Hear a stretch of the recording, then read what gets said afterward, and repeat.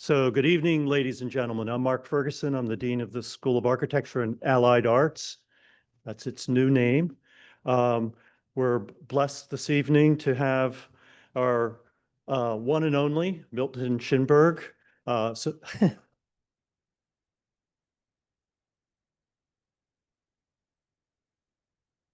Who's been with us since 1978. That's 3 years after he opened his shop in 1975. That's a good 50 years ago. And he opened his shop immediately after graduating and earning his license in 1971. He graduated from Carnegie Mellon University. That's also my alma mater and my wife Natalie's alma mater. And Michael Schwartz is in the room somewhere, his alma mater. So we have a little Pittsburgh contingent here celebrating you graduated with 2 prestigious awards, which were ongoing at my time during there.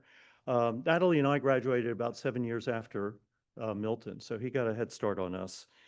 In 78, he began teaching here and has been doing so continuously, teaching design studio, introduction to architecture, introduction to architecture technology, IBDS, thesis 1, and so on. In 2004, he introduced a new course entitled Beauty and Brains. This is built on some of the subject matter he'll be discussing tonight and has carried his thinking and teaching for the subsequent decades. In 2023, with Luke Finney, he stood up a new course on drawing to help us double down on that fundamental skill that we all learn and continue to practice. And I thank Stanley Hallett, my predecessor here, for standing up a prize that celebrates excellence in hand sketching. In 2021, based on some of this more recent research Milton's been doing, he began lecturing abroad. And he was just describing a trip he's going to be taking to Japan, Kyoto, Japan, to continue talking about his work. He's been recognized by the AIADC with an Architecture Education Award in 2021, and he was recognized by the Catholic University of America as an outstanding part-time educator in 2023. He extends his work in the academic community beyond the walls of this building by serving as on the advisory board of the Academy of Neuroscience for Architecture and at Johns Hopkins International Arts and Mind Lab. Please join me in welcoming Milton to the podium. Welcome. So I'm going to read a few pages and then I'm just going to let it loose and see where it goes. So thank you for that introduction. Everything was accurate except my age. Everything else was completely accurate.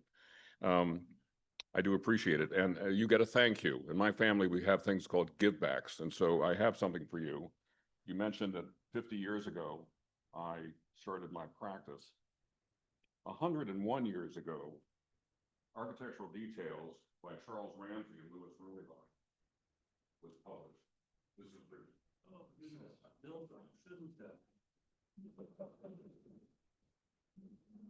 Some of the best things in life are the things you don't have to do.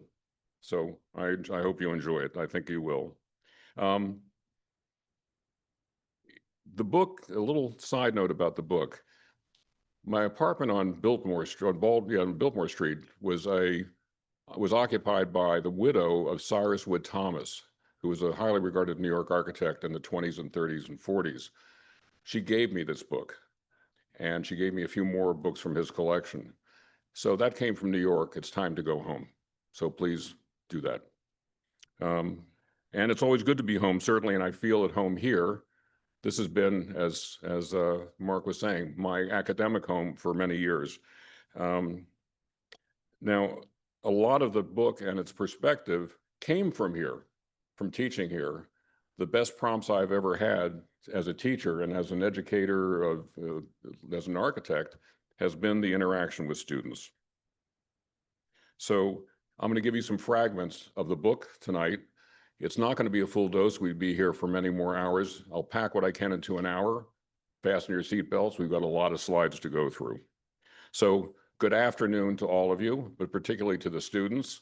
Mondays at 5 o'clock follow a weekend, and weekends have a lot of work and hopefully some fun. And you don't come to Mondays completely rested, and then you have your studio. So I thank you for showing up, and I hope I will give you more than a little bit of information. So one more piece of business. There will be a prize tonight for the best question during Q&A. It just happens to be that book, okay? And I'm told we're going to be able to sell a few more out front at cost. This is a labor of love, not a labor of profit. My goal is to spread the word, and this is one opportunity tonight to do that. So rewarding curiosity is what that prize is for. And curiosity, I think, is the most important thing that people in life can have. It's incredibly valuable. Maybe family first, definitely. Curiosity second. Now I had a clicker here. Here we go.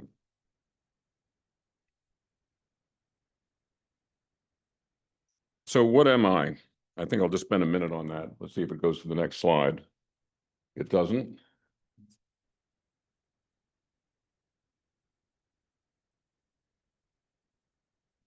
Here.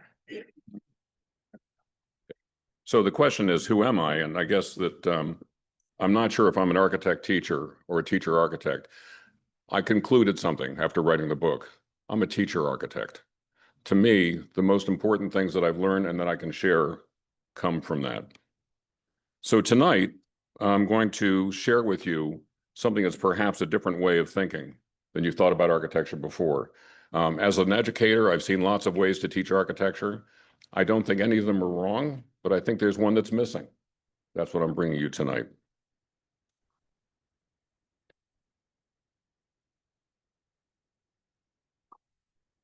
There we go. And the notion is that people and buildings influence each other. It's a kind of reciprocal thing. Our energy goes out, our energy comes back. And of course, we've got Winston Churchill, who said, "We shape our buildings and afterwards our buildings shape us." I would like to start with the word we. Who is the we? Architects shape buildings, but not only architects, clients, stakeholders, building codes, history, all shape buildings. And then what's the us? That's you. Not just as architects, but as non-architects, for the people we design for, people who have families, people who have needs, and in many cases, very difficult needs. So for me, part of my arc of my career was to figure out what the important question was. And I came across a book called Architects' People, edited by Russell Ellis and Dana Cuff. And in it, it's a critique of how architects don't understand people. Or maybe we do, but it doesn't show in the way we think about design. Oftentimes in design, we think about people as caricatures, as non-differentiated, as not individual, as not having feelings. I think that's important to change. This is not doing well here. There we go. So that was the question. Essentially, the book is the answer. At least it's my answer. My attempt to try to wrestle some truths out of it. So what are the answers? The book covers them in a particular orientation, a particular way. Human factors in design. I'll spend a lot of time talking about human factors. What are human factors? Well, it's your psychology, the anthropology of our ancestors that brought us to where we are today. Talking about narrative in design. Who do we get our information from? Who do we get our inspiration from? Is it just what we look down at a program to see how many square feet? No, the answer is people and their real qualities. The second part of the book is enhancing design, enhancing practice, and enhancing education. That's where the ideas in the first part of the book land in actionable things you can do. So we are humanists. I found this all through my career, that architects have certain genes. One gene is the mentor gene. We like to help. I think everybody in this room's got it. But we're also humanists. We care about people. The problem is it doesn't necessarily translate into how we design. We're busy. The things that architects have to do to make a project happen are extremely complex, extremely demanding, and they're demanding in time. People have to do things quite fast. So we are humanists who don't know enough about humans, And the problem is we don't typically. And so the focus of the book is to increase our knowledge of humans in ways that actually are actionable in design. So we would like to. I was granted a time slot at a national AIA conference a few years ago. The AIA is not exactly on top of human factors. They like to have continuing education courses about sliding doors and roofing membranes and professional liability insurance, and not so much about this stuff.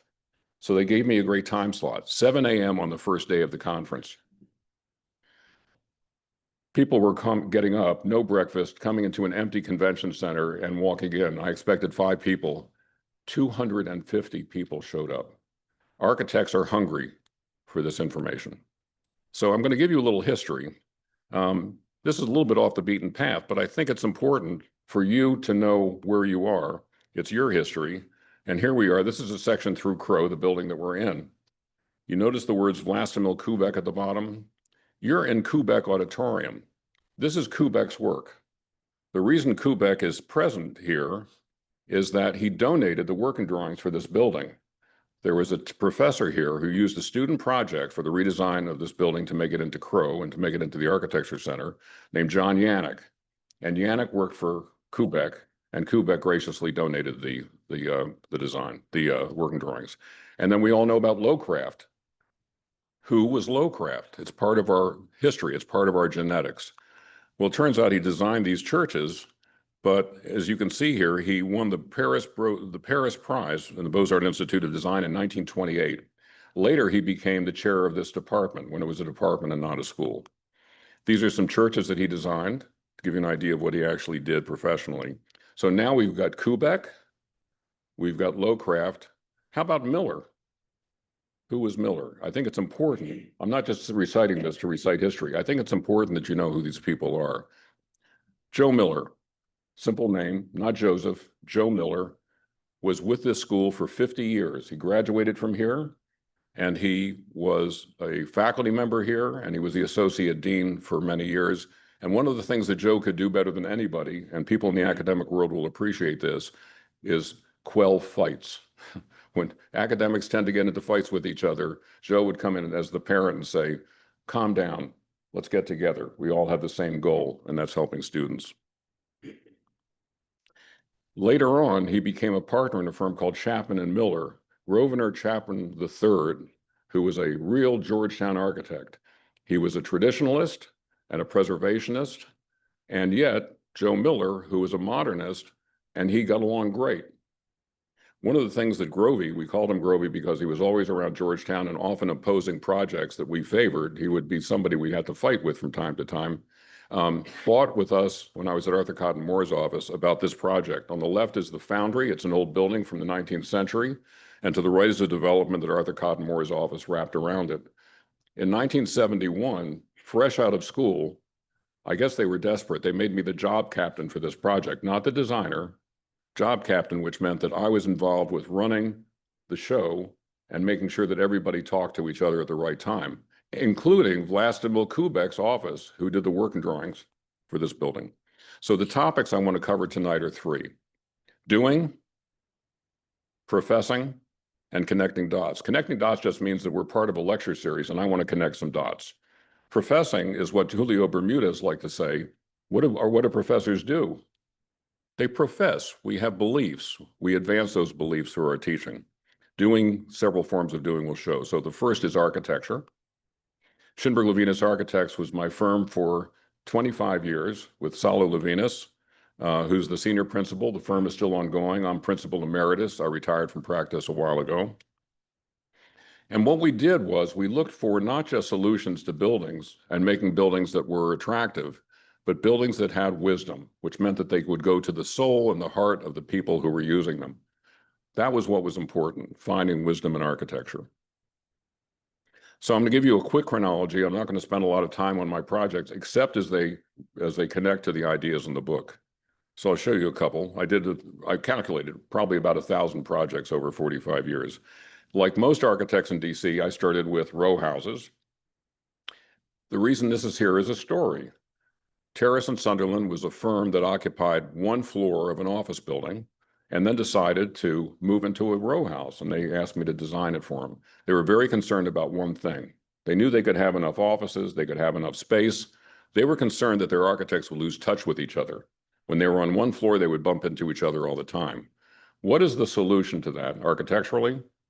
It's to put the kitchenette on the middle floor where people would come together. So it was a behavioral solution. I like the architecture inside, but it was primarily a behavioral solution.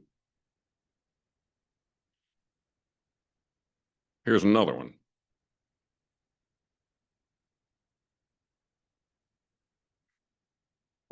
Roger Kennedy was the director of the Smithsonian Museum of American History.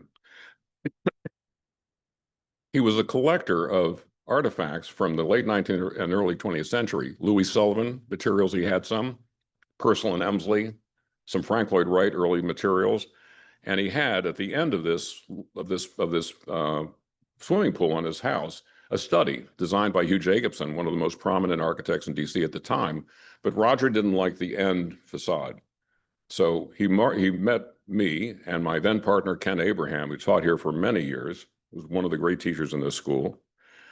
We met at some event and he said, I don't like what we've got. Come up with something else. That was on a Thursday. We were busy Friday. Saturday morning, Kent and I went into the studio and cranked out a bunch of options and met with them at 11 o'clock in the morning. This is the one that won. And this particular one fit what Roger wanted. He called it the last gasp of the Prairie School. So what we did was this. You look at this little connection here between a column and a top and a light. And what I designed out of that was this, which is a stick-built assembly. The column has hammer beams going laterally and sticks going up. And in the capital, the very top of it, were light fixtures that carried cobalt blue bulbs. So they were lights that were no light, and they glowed beautifully, very subtly at night. The next project that Kent and I did was the Jennifer Building downtown, right near the DAC on 7th Street. This building had been abandoned. It was empty, but it was also interestingly located. It was one block from Pennsylvania Avenue, and at the time, the Pennsylvania Avenue Redevelopment Corporation, PADC, or Development Corporation, PADC, was governing the historic review in coordination with the Commission of Fine Arts and the architect of the Capitol. So we had to go through a gauntlet to get approval. So what did we do? We needed to put 2 stories on top of this building in addition to restoring the inside. So this is a drawing I did, one of the best drawings I ever did. Why? It made the argument that the building, which is back here, was invisible, virtually invisible from Pennsylvania Avenue, and so they shouldn't care. And it worked. We liked what we did on top, but they said, okay. They also told us that when we met with the architect of the Capitol, he loved ice dancing, and if we would talk about ice dancing, he would pass the project. We talked about ice dancing. So this is a drawing I did of the building as it was at that time, added the top on it, and this became actually more like this. The building on the right is seen from an elevation, but you see it from the ground. The first added floor is present. The top floor is a glazed mansard. Bill Bonstra is here. He bought the house that's in the middle of this drawing that I did for the Logan Circle house tour back in 1980, 1985, something like that. So by coincidence, I didn't know him then. This is a long time ago. He's living in this house. But to the right of it is number 6 Logan Circle, which was built of Vermont greenstone, which is a terrible building to use in a city that has pollution. It deteriorated. So we did a restoration project and were approved for a facade easement, which meant we had to meet a lot of historic conditions. So we actually numbered every stone and recast every stone with tinted cement in a process that was approved by the National Park Service's Technical Division. And there it is. The next project was right around the corner, completely different agenda. It was to put a new condominium building, and the developer is sitting right up there, called the Logan Lofts. I'd done one project with Kenton and his partner, and 2 actually, and then we got to this one. The problem architecturally is that the buildings that face 14th Street, which is the building on the left, are warehouse buildings, very big scale, huge window areas, structural bays far apart. To the right, on the march toward Logan Circle are buildings that are townhouses with smaller window openings, a completely different rhythm. How do you make a building that bridges those two things? That was the design problem that we had. So what we did was stretch across that gap where the building was going to go certain qualities of both sides.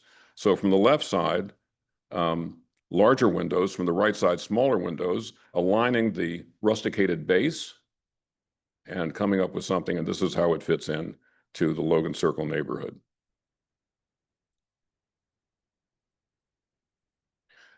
This is a diagram I want to show you because it has to do with how you take a strip of things and you mark something as a change that gets your attention. Figure ground is usually taught in architecture schools, and this is covered in the book. Figure ground is a graphic thing. What's the positive? What's the negative? What's the dominant? What's the secondary? I don't think that's what figure ground really is. Figure ground is architectural. It's cognitive. Right now, I am figure. This is ground. If I move, the figure gets more intensity. Okay? So figure ground is important. And how do you create figure ground in architecture? The primary way, I think, is to create a pattern, regular fenestration, and then you break it. And this collage I did from Le Corbusier's Chandigarh shows how there's a pattern, a strict pattern of bays, and then where he breaks it, it has meaning. That's the entrance. You can do the same thing in any number of styles. And here we have, again, a pattern created by fenestration. It's broken, and that establishes a different moment. This project was near DuPont Circle. This is the Business and Professional Women's Association building, in which we did mostly restoration, but then we took this top space under the roof and made it into productive space. I'm giving you narratives about these projects because narratives is something that's undervalued in architecture and I think needs to get more attention. Something terrible happened. The Reverend Martin Luther King Jr. was assassinated. What happened in Washington, D.C. and other cities where there were disturbances and lots of buildings were destroyed? 14th and U was the heart of Black culture in the city for decades and decades and decades. Duke Ellington, among others, came out of that area. And so much was destroyed. So what happens next? Well, what happens at the same time is Ben's Chili Bowl survived because it was identified as part of the community. It had a presence there. Virginia and Ben Ali founded it in 1958. Virginia and her son Kamal still operate it. Because it was loved, it was guarded, it was safe, it was protective. Buildings that are loved tend not to get torn down. We prize beauty and we prize importance. Okay, so here's the project that I next did with Kenton. This is called the M.A. Winter Building. And if you look at the building that's set back, that's the warehouse that Colonel Winter built. And on the right is a post office building that Colonel Winter also built. So they took a chance. They lived not far from the neighborhood. There had been no commercial development in the 14th and U corridor since 1968. And this was 1985, 85. So what did we do? We had lots of discussions before a line was drawn, and the discussion was about self-fulfilling prophecies. We wanted this not to look like a guardhouse, a place with lots of bars. We wanted it to be a change in the whole environment, the whole tone, the whole tenor of 14th and U. We wanted it to invite trust and invite engagement, to be an oasis. So we decided to do two things. One of them was to build a wall right up against the face of the post office building, but make it very open. On the right side is an opening for pedestrians to get to the front door. On the left is a bigger opening for cars and emergency vehicles to get in. And in between, there's an alley that goes from the front door back, which looks like this from the other side. If you look at this wall, where are the bars? Where are the bars? The discussion that we had with Kenton and his partner were, are we going for a self-fulfilling prophecy? Are we going to treat this as a world that is capable of being peaceful and welcoming and humane? We did that, and that's what happened. It was a self-fulfilling prophecy. And the surface in there was pea gravel, just like we have out in front of our building here, which presents another challenge. DC regulations say parking spaces have to be striped. How do you stripe pea gravel? That's another story. So the inside of the building looked like this. There's 16 suites, and over the course of the next 20 years, I probably redesigned all those suites 3 or 4 times. Here's just a couple of quick shots of some of the things we did inside the building. It was a nonprofit theme park. Now 14th and U looks like this. It is now a vibrant part of the city, but it's no longer really the center of Black culture in Washington, D.C. That was a fatality. Okay, I'm going to mention something about D.C. history. As a D.C. architect, one of the things that always bothered me about the L'Enfant plan was that L'Enfant didn't know there was going to be a third branch of government, the Supreme Court. So he didn't design in this axial plan a connection to the Supreme Court, which still hides behind the Capitol. So here is his plan, and the legislative and executive branches connected by Pennsylvania Avenue have a linkage. Where's the judicial branch? This is a problem Washington architects have struggled with for a long time. So I made this drawing showing the Supreme Court in the lower right, flying over the mall, past the Washington Monument, and across the river, the Potomac River, into Virginia, which is still DC property, that little portion. Or going to the left, the other logical place in the L'Enfant plan is the Jefferson Memorial site, probably not going to get moved. So this would be the Jefferson Memorial solution, very consistent with the geometry and a tight relationship between the 3 branches of government. But I preferred taking it across the river, which is this diagram. And I drew some rough ideas of where it would go, but not so much the building itself. And the other advantage of that arrangement is that it makes the mall a logical connection. 3 branches of government connected by the people's space, by the mall. Then we went into doing some charter schools. And this one is in Anacostia. It's the 2nd charter school we did. Again, self-fulfilling prophecy. Rough neighborhood in some people's opinion, but not rough people. Good people who were in stressed conditions, underserved communities. How do you make a school that helps restore trust? And the decision we made, counterintuitive, most buildings there were very solid and had little windows and lots of bars. We did exactly the opposite. Our clients, who are not risk averse, together with us, decided we'd make lots of glass. And the thing glows at night. And it invited the community's trust because we were saying, we trust you, and they trusted us. And it was a successful marriage of the schools and the neighborhood. At the same time, we did the Maya Angelou Academy, and there's a story in each of these that I think has some meaning.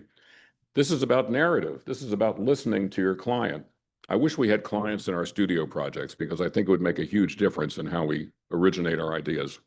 So they said, I talked to a bunch of people in the school, and one of the faculty members said, I wish this building had bay windows. What's that got to do with anything? Let's figure out how many square feet per classroom. But I stuck with it because something seemed important to him, and I wasn't sure exactly what it was. And over time, it took about 20 minutes of conversation. He said, let me go back. He said, I wish we had bay windows because bays are places where people can go to sort of defuse and relax. They're in the room without exactly being in the room. So that's why he wanted it.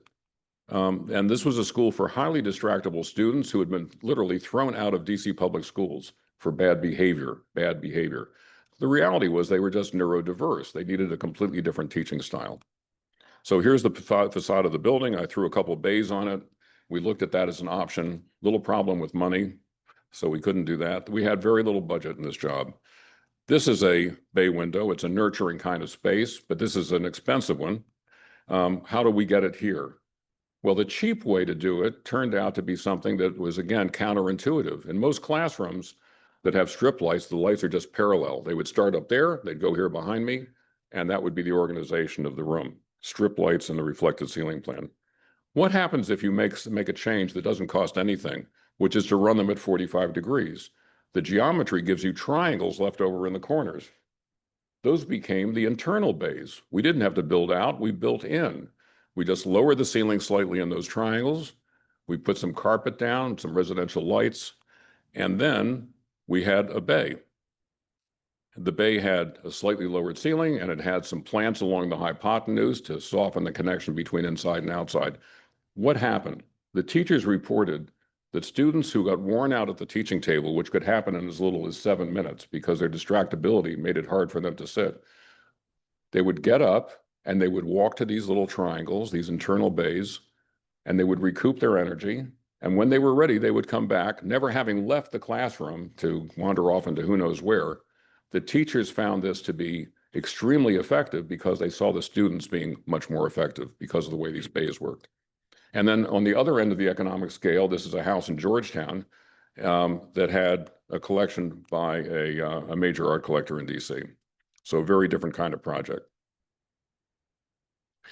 This is a synagogue in Erie, Pennsylvania. And in this case, the story was in part the Hebrew language, which is a central part of Judaism. So the facade is a series of cutouts, metal cutouts to have the letters. So the light penetrates through. From the inside, you see the silhouette of the alphabet. From the outside, you see the reflection of it. Another project in Georgetown is this school. This is the last project I worked on before retiring from practice. And it's a site that has two historic buildings in it that are not next to each other. And the elementary school required more facilities. So the design had to make an addition that connected the two and added a lot of square footage. But we didn't want to do it in a way that was more impactful than the two existing buildings. We wanted to be secondary to them. So we made our facades more permeable, but we made them out of terracotta so that they would be more brick-like, more in keeping with the older buildings. Interestingly, in Georgetown, where every project gets opposed, every project that goes before historic review has some problems, this project got unanimous support in the community, the associations, even Grovey Chapman would have said yes to it. The most wonderful thing that happened in this project, and the great way to end a career with in that practice, was that we got called back to the Commission of Fine Arts for a final review. And we thought, this is terrible. We can't have a change because the building parts were on ships already crossing the Atlantic. The schedule demanded that. So we were really very tense, a lot of sleepless nights. They approved it. But the reason they wanted us to come in for that final presentation was not to present. What they said was, the chair said, we want to be on record how much we like this project, which is what an architect has to love hearing. So some more doing. I investigate architecture through art, lots of drawings, and lots of different ways to draw. Different settings call for different ways of drawing. So the reason Luke and I taught a course on drawing was that we find it useful. We're not making pretty pictures. We're making images that help us capture, in the case of the top one, the organization of a space. On the left one, the energy of the cathedral in Portugal, in Spain. And on the right, the tone, the feeling, the affect of a building. That's actually a bridge that crosses Rock Creek. And then sometimes just painting things that are beautiful and being absorbed in them. I have this here because I have a theory. I took this picture and analyzed it because something bothered me. Why was I so attracted to this building? Why is it so famous? Why do so many people love it?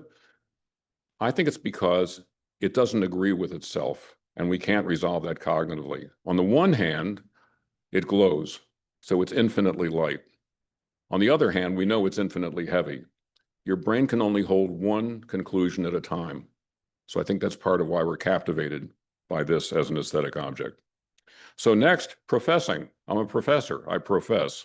What do I profess? Well, a lot of it is in the book, and I profess for students and teachers, but I also profess for another group, the Coalition of the Curious. Who's that? That's non-architects who want to learn more about architecture and see behind the curtain. Also investigating where design ideas come from. I mentioned clients and studios. I think that would be a terrific help for that. So where do the ideas come from? This image says they come from between your ears, that every architect in this room depends on what's happening between their own ears and pretty much nothing else. Well, that's a fallacy. We're influenced by so many things. And one brain is good, but I argue that two or more are even better. The dialogue among architects is geometrically better than sitting alone. But in the process of designing, there are some things that can go wrong. And this is advice for students primarily. So words to the wise. There's something called heuristics, and I'll frame it with that term. Heuristics is just a fancy word for how you do things. It's the process, it's a procedure, it's a way of doing things. So there's a book by Daniel Kahneman called Thinking Fast and Slow. Fast means intuition. You can look at a situation and your intuition will jump up and say, this is the way it is, this is the way it has to be. But slow means taking those same ideas and subjecting them to a logical and analytic process. So here are a couple of heuristics to watch out for. The investment heuristic, and everybody in this room knows what this means. You invest time in a design, You spend the time coming up with something, and you don't want to change it. You've invested the time. That's the investment heuristic. We all know what that feels like when you're working on a design. Here's the anchoring heuristic. You get wed to the first idea. It's sometimes so hard to get to the first idea, and you're so fatigued by it, you don't want to take the chance of a second idea or a third idea. So that's the anchoring heuristic. Beware of these. And the third one is the familiarity heuristic. We like what we're comfortable with, but is the best solution always something we're comfortable with? Not necessarily. So the dangers are the heuristics can reflect bias, and bias is usually unconscious. Part of what happens when you write something down or you draw it is it becomes conscious. You force it out of your head and into something you can see.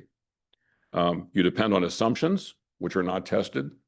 Oftentimes when we have critiques, like I had with Douglas's class today, you find out that people have made assumptions and they don't know about the assumption that they made. Or it can depend too much on intuition without logical challenging. So one of the things I want to help you with in this talk as students and as practitioners is the arc. What's the arc? You start before you go to college. You start very young, and through the course of your life, there is some thread that carries through your entire life.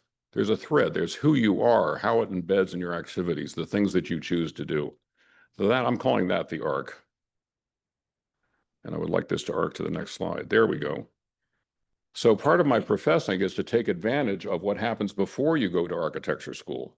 And what I posit, and I'm not unique in this, but unfortunately, a lot of the times curricula assume that students are blank slates. I posit that students are not blank slates. How do I know that?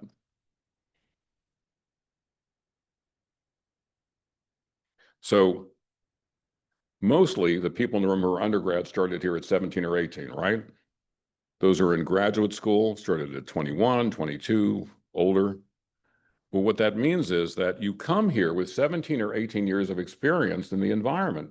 What you've got is lots of experience. You know what you're looking at. You know how to find the front door. You know when something feels too heavy or too light. But those are subconscious. You don't know how to articulate them. So one of the purposes of education, particularly early education in architecture, is to give you a vocabulary, to give you a way to think about things and talk about things. And as you learn what they are, as you become articulate, you can then manipulate them in design. So oysters are like arcs. And I like this because the job of a teacher is to think a little bit about students as oysters. Well, what happens with an oyster? Well, sand gets into oysters. Oysters don't like sand in their shells, so they try to spit it out. And what happens is they roll it around and roll it around until a little speck of sand accretes with other specks of sand and becomes a pearl. So you get this beautiful thing out of the irritants. So what do teachers do? We're the irritants. We're the sand. You create the pearl. Well, there's not only one kind of pearl. There are multiple kinds of pearl. So it's not like everybody has to be the same. Your arc is different. Your arc is different from your arc is different from your arc. Everyone will find their own way. There. Along the way, teaching since 1978, I've had some opportunities, and one of them was to teach the first year studio, which is a prized assignment. One I didn't think I was ready for or deserved, but what happened actually was that there was a fight here in this school. Peter Blake was the chair, and a teacher who had taught the first year program for 10 years, and Peter got into a fight. Peter asked me too late in the summer to start, but I did it. I took it on anyway, to develop a new first year course. So how do you do that? Well, there are books about starting first year courses. There are conferences about first year courses in architecture. It's a big subject. So I made some decisions very quickly.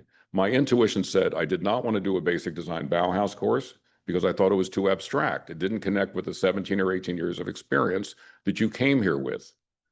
I didn't want to do a Beaux-Arts program for the same reason.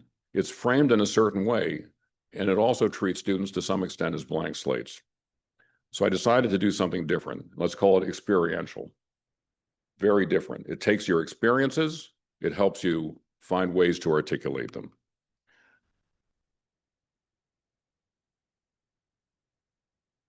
This is what happened. I couldn't go to Amazon and buy 50 books to figure that out, so I went to Writer's Technical Bookstore, and the bookcase on the left was architecture, the bookcase on the right was art. So I bent over to get a book out of the architecture section, and I literally bumped my butt into the art side and found this book, E.H. Gombrich's Art and Illusion. And what I found, I bought it, I don't know why, but what I found was Gombrich could dissect how you relate to art, particularly paintings and drawings. I was stunned that you could actually explain how people relate to art. Totally stunned. But then the next thought is, if you can do that with art, why can't you do it with architecture? And it turns out that people had. Rudolf Arnheim wrote the Dynamics of Architectural Form. And then later on, I found Hildebrand's Origins of Architectural Pleasure, which has an interesting presumption or assumption, which is that what we do and how we relate to the physical environment and to each other originates in our ancestors from millions of years ago. That the stresses they faced to survive in evolutionary terms shaped how we perceive the world. Figure ground. Figure is what you need to hunt or run from. All these factors that you can describe in architectural experience are rooted in the vestiges of ancient things. So one of the things that was taught that I decided for experience was to teach how people actually experience the world. And what is that? The terminology is perception and cognition. Perception is your senses bringing information to you. Cognition is what your brain does to organize and utilize those things afterwards. I'll give you one quick example. There's a million. Layering and overlap. We do this in architecture all the time. Whoops. Layering, right? One plane in front of the other is a powerful depth cue. And we love doing that. That's much of what architects do, is to layer. And that's a simple example of layering. This is the kind of basic diagram my students did. But then we looked at how layering can be variable, how it can be permeable. And then we looked at how to actually experience that. So students took pieces of plexiglass, layered 3 layers deep, and on the first layer, cut out a shape, and that was the foreground. The next shape, they cut out something, and that was the middle ground. The third shape was the background. And they started to understand the dynamics of depth, that typically the foreground reads a silhouette. Okay? And on the right side of this image is applying the same idea to an architectural setting. So here's another example of overlap. And then beauty and brains, as Mark was indicating, it's got to teach that. More on perception, cognition, aesthetics, and design to students who now had a lot of design experience. And here's the figure ground example. Set up a regular rhythm and then break it. And that's how you get figure. And you can do the same thing in older buildings. Another thing we talked about is how things read based on depth of shadows. So in this building facade, the most important part is the center bay. The shadows are deepest because the wall is set back farther from the columns. And the end bays, a little bit less depth, and in the connecting pieces, which are the least important hierarchically, a little less depth, so a little bit less shadow. Beauty matters. We need beauty. So beauty and brains talked about beauty. And so did neuroscientists. Zecke developed something that's now called neuroaesthetics, where you can evaluate how people respond to things aesthetically. Vignelli has this wonderful quote: "The life of a designer is a life of fight against the ugliness." That's something we all do. Wright says, "If you wisely invest in beauty, it will remain with you all the days of your life." The next project I did here was something that is not done typically in schools, which is to think very big. This is a project to replace the part of Newark, New Jersey, that will be underwater in the next 35 to 45 years. So it's really urban design on steroids. And students had to design portions of cities over the water, including all the systems. They went from scale of the city, the scale of the street, the scale of individual buildings. And among the precedents, here is Hugh Ferris's visionary drawings. He was Beaux-Arts trained, and this is a bridge across Manhattan.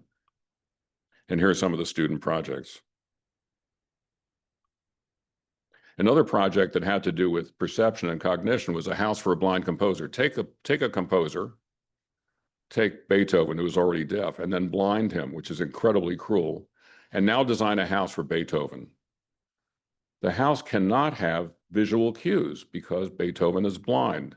So each student was assigned a piece, a composer and a piece of music and a particular piece, particular phrase. And they had to develop a way to translate that into 3 dimensions and then into form. So the students had to design without visual cues. Great challenge and a great way to learn about what architecture can do. So I think it's important we know the people that we serve, and part of the way to do that is to think in terms of the body. The term embodiment means how you as a physical form relate to the environment. And here's a very simple example. Schlage makes a door pull on a lock like this. Well, when you're over here and trying to pull, you can't pull the door like this, you pull it like this. The Schlage design violates the dynamics of the body. Alvar Aalto didn't. He said people actually rotate when they pull a door. And not only that, if there are shorter people, they need a lower pull. So Aalto, one of the most sensitive architects, but the most sensitive of the pioneers of modern architecture, thought about how people actually relate to architecture, how we physically touch it. So how do you acquire some of the knowledge that I'm talking about? Well, obviously, my book is one way, but you can also find out that there are associations. Here's the Academy of Neuroscience for Architecture, believe it or not, based at the Salk Institute. They have conferences. I go to them. I do some talking at them. I'm on their board. It turns out that neuroscientists and architects who have a hard time talking to each other can talk to each other. And one of them who does is our own Julio Bermudez. There are lots of books about this. Here's some by Esther Sternberg, who's a doctor, but she speaks architecture.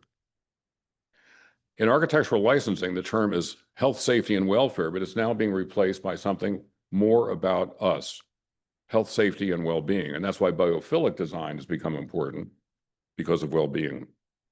So human factors is the rubric that I use here and in the book to talk about all the things that we need to consider, that they're largely missing from continuing education. Again, they're thinking about roof membranes and doors, but they're also missing a lot from architectural education. This school of architecture has found a place for it, for which I am very grateful. So we're busy in studios, and we're busy doing lots of things that we're not so much thinking about the humans that we're designing for. Same thing in the profession. So one way to get around that is something called evidence-based design. Have you heard of evidence-based design? Give me a hands up, some people, some hands go up. The notion is that science can give you an answer and that you can design based on that reliable information that's been vetted by real science. So here's a couple of examples. Here's the good news and the dangers of them. In long-term mental health facilities, rooms that face southeast, those folks get out of the facility, they're discharged on an average of 45 days earlier than those who have rooms on the northwest. Just think about the difference in light, okay? Or people who are in hospitals, rooms that have windows, particularly windows that have views of nature, get out a day to a day and a half earlier than those who don't. And they need less pain medication. These kinds of facts, when they are discovered, can affect the way we not only design, but they also affect how we can make arguments to our clients. And here's a very bad example. This architect designed a connector between an area where people park their cars and then brought in patients to these mental health facilities, crossing a bridge into the lobby. Mirrors on two sides. By the time they got into the lobby, they were completely frazzled. This is a very cognitively disturbing thing to do. Architect didn't get it. So there's also research on spatial preferences. These are two neuroscientists who speak architecture, Anjan and Oshin, and they said, what are people's preferences in architecture? And here's where we're going to come to the good news and bad news about evidence-based design. Spaces with high ceilings, people like those. Open interconnected spaces rather than closed rooms, people like those. Curved forms, people like those. Budgets don't like them, but people like them. So how do we deal with that? Well, it turns out that we can't universalize that answer. We can't generalize it because it would seem that those would be enough validation for an answer. But it turns out that if you're introverted, you relate to those answers differently than if you're extroverted. You have to go the next level down in the research. Or designers versus non-designers. Designers might have a different kind of preference, and different kinds of designers might have different kinds of preferences. So what Anjan and Oshin came up with is a rubric and gives us information because it's a majority opinion. But it's not enough to say, in this case, in this building, in this design, I have to have curves because people prefer them. And yet, here's a building that Shinberg Levinus did that's curved that the people in this congregation absolutely love. They love coming into this building because they go from a harsher world into a softer environment where they can pray and be their spiritual selves. And we also did this building. This is a house on Rock Creek Park. Very comfortable house to be in. And then we have the World Trade Center. And if you talk about sharp versus curved, this building has both. How do you relate to this? And I'm going to ask you to just take a second and gauge your gut reaction to this building in terms of whether you like sharps or curves. Here's some curves. I don't know about you, but I really like this one. Here's a sharp. I don't like it as much. So how do we use evidence in architecture? There is evidence-based design, but what we need to do is to study. And everybody in this room has the ability to learn more. And the subjects are psychology, sociology, anthropology, neuroscience, and neuroaesthetics. Each of these are deep wells that we can tap. I can testify. I've been looking at this material since 1992, roughly, and it has affected much of the design work that I've done. It also is involved now in firms. These are some firms that not only use evidence-based design, but actually have neuroscientists on staff. And when projects come in, those folks do research for them and help them find the right way to design. When should they apply this information? Before the first line is drawn. You need to understand your client. You need to understand how people are before you design. If you wait later and you're painting on affect, you're painting on humanity, it doesn't work. That's a change in design thinking. So here's somebody from HOK, Kay Sargent, who's written a book about designing neuro-inclusive workspaces. It's a great example. The designs that HOK does have been tested by their occupants to be extremely effective at helping people with lots of different ways of relating to space to be comfortable and happy in the environments. So HOK is doing this, and they're also making money at it because now they have a reputation as a group that can deal with neurodiversity. I think there should be a new profession called human factors design consultants, and any of you who get a degree in architecture and feel like going on to study neuroscience or psychology and merging them together could be extraordinarily valuable in firms to do this, an integral part of the design team. I wrote a blog for my website called A Young Architect Saves the Day. Freshly out of school, the firm doesn't know how to handle a certain problem, and he says, how about this? And they realize that he has the answer that they don't because he's thinking about it in a completely different way. The last area that I want to talk about is connecting dots. This is a lecture that's part of a series. I'm not a standalone event during the semester. We have David here. We've had other people who have we've been fortunate to have. There we go. So we've got David, Mark Wilson-Jones was here, Omri Aralat was here, I'm here, Benjamin Ball is coming later. So I made lots of notes during these talks because I thought they were absolutely terrific. And I went back and I reread those thoughts to see if there was something that I could relate to from where I'm coming from to help enrich this experience. So the big picture, you talked about a lot of things, but one of the things you talked about that really struck me was that change is a constant. During the Q&A, there was a question about preservation. There was a question about what happens in the world that we've created. And part of what you talked about that really impressed me was that change is inevitable and that not only we don't always match what's old when we do a renovation with something equally old or the same. We can have contrast. So I looked at things that had involved change. And at a big scale, the two that came to my mind were Christopher Wren's work in London after the fire of London, I think 1666, and Baron Haussmann, whose efforts in Paris completely transformed the city. So cities have life, death, and rebirth, and this is a plan of the portion of London that Wren redesigned. And Wren was an architect, but he was also, like Da Vinci, a scientist. There we go. The left is a drawing by Wren of a human brain, and he did a number of drawings of the nervous system and was involved with anatomy and dissection, as was Michelangelo and Da Vinci and others. We've lost that connection, that ability to see connections between different areas of life and different areas of thinking. Of course, he did this. So obviously, not just somebody who liked neuroscience, but somebody who liked architecture. But then we get to Baron Haussmann, which is a very different situation. Haussmann didn't have the benefit of a fire to make changes without destroying things. In fact, what he did was took this, which is the map of Paris before Haussmann, and did this. Large areas of Paris were completely trashed, completely torn down in order to make boulevards, wide streets, and at the same time, the better justification was to change the hydraulics of Paris, the infrastructure, in order to make allées for like Charles Garnier's Paris Opera. But if you notice, these buildings are extremely uniform. For those of you who have walked in Paris, my experience anyway is block after block after block of Haussmann buildings starts to make me feel less good, not more good. So what do? We violate Haussmann to make it more humane. So here we have a corner cafe that is at the bottom of a Haussmann building. That's the place I want to go. By the way, notice the red against the stone. The red becomes figure. Haussmann's buildings become ground.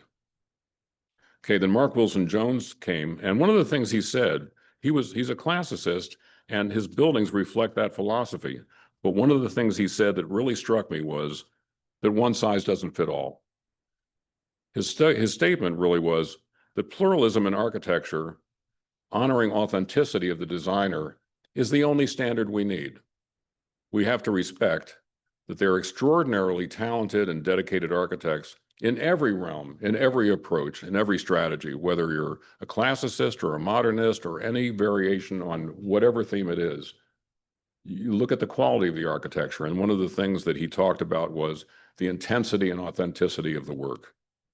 Emery Aralat talked about getting his clients to give him a 4-month pause because he didn't want to draw that first line, because not just one brain was good, but in his terms, 5 or 10 brains were even better. And he would have discussions and research and go out to dinner and have drinks with people in order to gain information, input, and inspiration. Well, 4 months is hard to get, but the principle is not to draw until you've been immersed in the subject and bring it all in. That way you don't go to the first idea. So that was the great pause. And he had a reputation. So in some cases, he could get away with getting that great pause. But I think all of us can operate with what I call the micro pause. And what is the micro pause? It is finding a way just to take little breaks. Sometimes it's taking a walk. Sometimes it's waking up in the morning with an answer that you posited the night before. Sometimes it's taking a swim. Brahms used to walk in the woods for 2 hours a day, and he said that's where his music came from. Einstein credited daydreams and his dreams with coming up with the theories, the 2 theories of relativity. So I'm going to make a promise to you, from my experience and people I've talked to, that when you pause and you let your brain do some of the work for you, you don't have to force your way through design. Your brain can do a lot of the work for you in a more rested way. The ideas will be better, and the ideas will come to you. I absolutely guarantee it. So one way of looking at architecture, and I'm going to conclude in a minute here, is that architecture is a slow dance with history. What we do fits into generations, eons, thousands of years. What we do is not what we do in 2025. It's what we do in a continuum that goes back thousands of years. And also our slow dance with life. Architecture is important, but it's a limited art, and it's only a piece of all of our lives, a big piece, but only a piece. So what am I going to do next? Well, I'll teach people-centered architecture, but actually I forgot something here that I want to say about the arc. I came across this morning in a communication, and it said this: the Pope said just last Monday, "What is the grace that can touch the life of a student, a researcher, a scholar?" I would respond in this way: it is the grace of an overarching vision, a perspective capable of grasping the horizon, of looking beyond. That's curiosity. That's authenticity. That's honoring life and a life well lived. So next for me, I'll be teaching that course next semester. And on the book, I've got another book on their horizon, which will scare my family that I'm going to be working more. It's going to be something like Getting to AHA, Paths into Design Solutions. So for me, more curiosity, more adventures, and I'm just going to leave this up on the wall. There's some links here. The one in the center is my site, but on the right top is the Environmental Design Research Association, which is a terrific resource for getting architectural research. Bottom right is a program in Venice, and actually they're doing a branch in Milan now called the Neuroscience Applied to Architectural Design, NAD. Really terrific collaboration between architects and scientists. Top left, the Academy of Neuroscience for Architecture. And the bottom right, Human Architecture and Planning Institute, which is based in Boston and has more of a classical orientation to neuroscience and architecture coming together. So that's what I got to say about that.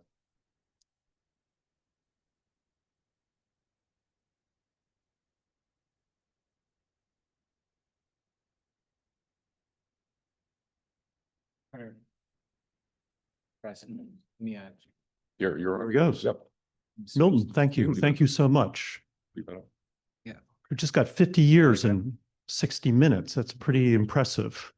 Tough to summarize a lifetime's work in a short talk like that. And you know, you've whetted our appetite. There's so many questions, and I'm sure there are a bunch of them out there. And remember, there's a prize for the best question. Uh-oh, guy wants the prize. You want the Eric. book now, or you want to ask the question? Eric. Thanks again for coming thank you for the lecture, and thank you for coming to our studio to provide an amazing crit of our work so far in the 301/501 section. My question is, you had mentioned, right, so up on the walls, people had pinned their work and there wasn't much of hand drawings. And of course, Professor Douglas had mentioned the same thing as well. So you had mentioned Lou Kahn's process and finding the unmeasurable, right? Starting with the fat marker and then coming back to the fine line. Right. With your approach to the human process and the mind, how do we get back to starting with the design process or even trying to find that unmeasurable quality in the beginning of the design phase? Well, that's a great question. You're a candidate for the book. I think it's an essential in life, for a good life, that you trust yourself and that you trust what's inside you can grow into something better, okay? So my answer to your question is that if you trust yourself, that you don't have to start with hard solutions. You can start with loose sketches. You can start with just gestural sketches. You can start with a scribble. You can start, as I do sometimes, just with words. Just write down a bunch of adjectives that I think relate to a problem. There's a whole section of the book about using words. If you trust yourself, then these quick hand sketches don't have to be elaborate. They don't have to show them to anybody else. One of the things we talked about in this jury were the drawings of Lou Kahn, who designed in charcoal on trace paper. And those drawings with crumbly charcoal could not have been less exact in terms of line precision, but they were extraordinarily exact in terms of idea precision. And what he would do was he took a piece of paper, a piece of trace paper, he would draw on it, he took a chamois. If he didn't like something, he'd wipe it out and keep drawing. One piece of trace paper over and over and over again. And as he did it, he found things that worked and things that didn't work, and he could very malleably, easily, without getting into some of the challenges of being in the medium of digital documentation, be very fluid in his thinking. So what he did was, at the end, he would decide, he would put a spray fix on it, and that was the design that was the one that was going to stay. Today, I recommend, instead of spray fix, which is poisonous, you get to the point after you draw it enough times and chamois away what you don't like, to take another piece of trace paper on top and use a Pentel pen to record what you think was good. But I think the main ingredient that comes from trust is patience. That you are going to find a solution.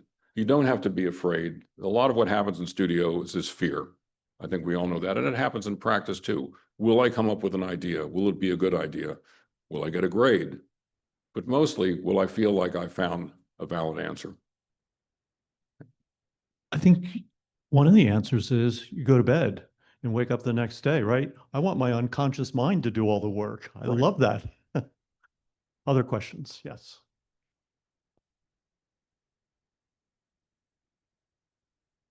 Thank you, Milton. People here don't know that you and I go back all those 50 years. So in the 50 years I've been practicing, plus 53, and 30 years of teaching, I've always had a feeling that I can't articulate in a theoretical as a theoretical idea, but here it is. Things I didn't like when I started out, I still don't like. Things I did like when I started out, I love. And you know, as an example, I've never liked the Guggenheim, just never have. From the moment my sister gave me a book on Frank Lloyd Wright, and I said, I like this and this and this, and I don't like that. I love the backside of Ronchamp, but not the downhill view, which I think is really clumsy. And you know, I think what this goes at what you're saying, that what you bring to the table, whether you're 17 in undergraduate school or 25 in graduate school, there's all that stuff that came before. And so what you believe, yeah, and students are probably surprised to hear a practitioner say this, but it's not going to change. I think the job of a teacher ultimately is to help a student find their own arc. And to do that, you have to trust that those 17 or 18 years or 20 or 25 years that precede getting into architecture school have validity. You know, I've got a couple of kids now, I've got a couple of grandkids, and I think the truth is you're born with temperament, which feeds into preference, which feeds into passion, which feeds into destiny. So I think that what you're talking about makes sense.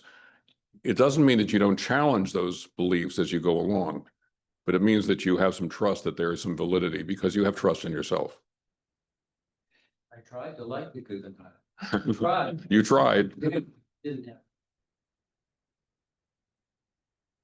Going to save Mark a walk, you know. So one of the things that you talked about was connect the dots. So I have a connect the dots question. So part of the work that you showed was a part of your portfolio that I really admire, that you spent literally decades with the idea that quality architecture delivered to people in really needy circumstances, like in the charter school examples that you showed. It was a real social mission that you had, that quality architecture really can play a role in a situation like that. So now you've also spent this career really trying to understand the things that you talk about in people-centered architecture. So connect the dots between what that knowledge did to help you deliver the quality work that you were trying to do as a social mission in your charter school experience. Also a very good question. So the example I gave of the Maya Angelou school with the highly distractible students taught me something that was very important that then happened in all the other schools that I designed after that, which is the extremes inform the mean. So if you take kids who are neurodiverse and you find ways to make a space that's neuro-inclusive, and you can solve that problem, and I think we did solve it at Maya Angelou, you understand what you should do in circumstances which have students who are less neurodiverse. The reality is everybody's neurodiverse, but if you can understand how to solve the more extreme problem, you can solve the other ones. So we observe in every school that we designed what was going on. We talked to students, we talked to parents, we talked to teachers, community stakeholders, and very quickly, if you listen well, you find out what the issues of humane design are that need to be incorporated in the school. The agenda becomes much simpler than you might think. The question then is, how do you translate that into form and into spaces? Turns out not to be so hard. And I guess one way to say it is, once you know what the question is, the answer is much easier. The example I like to give is Aldo van Eyck's orphanage in Amsterdam, which is a brilliant work that I heard first talked about by Van Eyck when I was at Carnegie Mellon. He was asked to design an orphanage and he didn't know how to start. So it occurred to him that maybe he should ask a basic question that he didn't know the answer to. And the question was, what's an orphan? How can there be a simpler question than that, and a less important, or not less important, but less helpful question than that, because the answer is so obvious.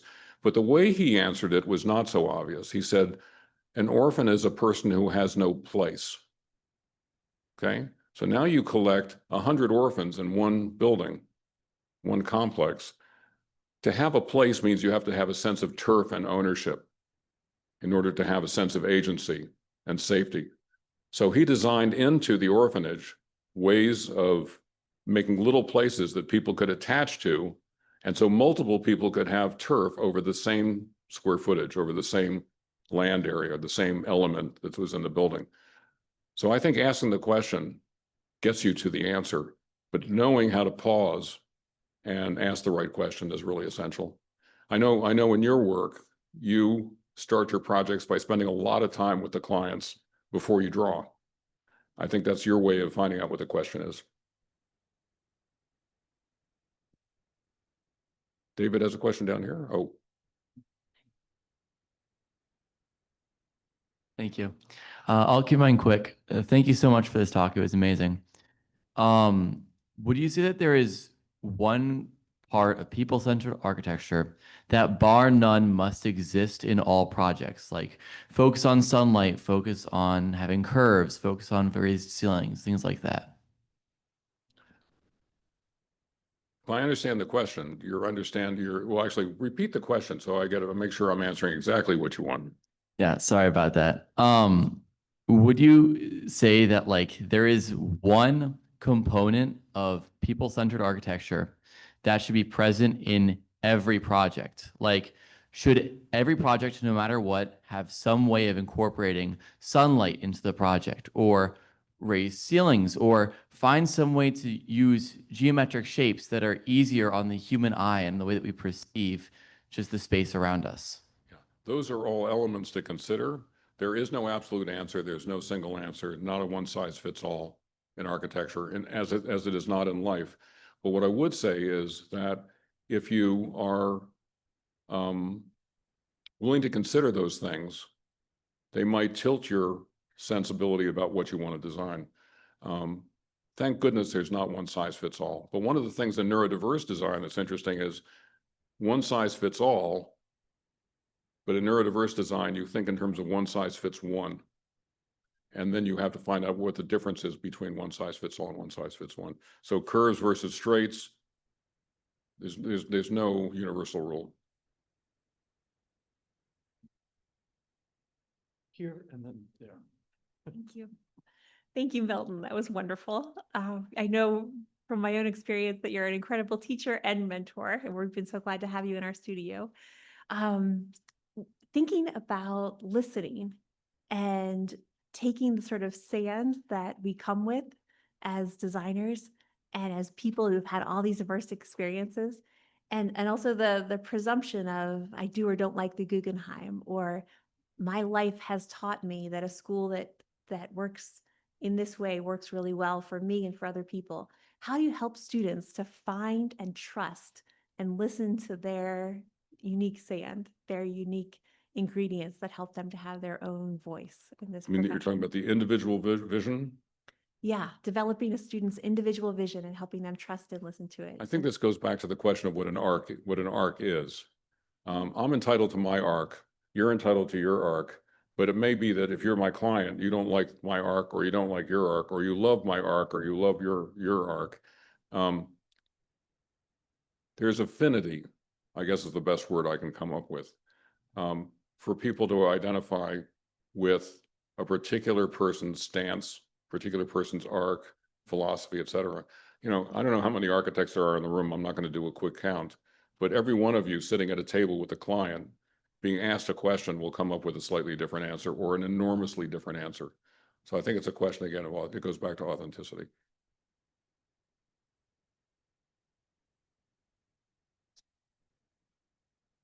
So Margaret Thatcher famously said there's no such thing as society, something of which I do not agree with myself. What for you is the role of society and culture with respect to a people-centered architecture? Good question. That's section 2 of the book.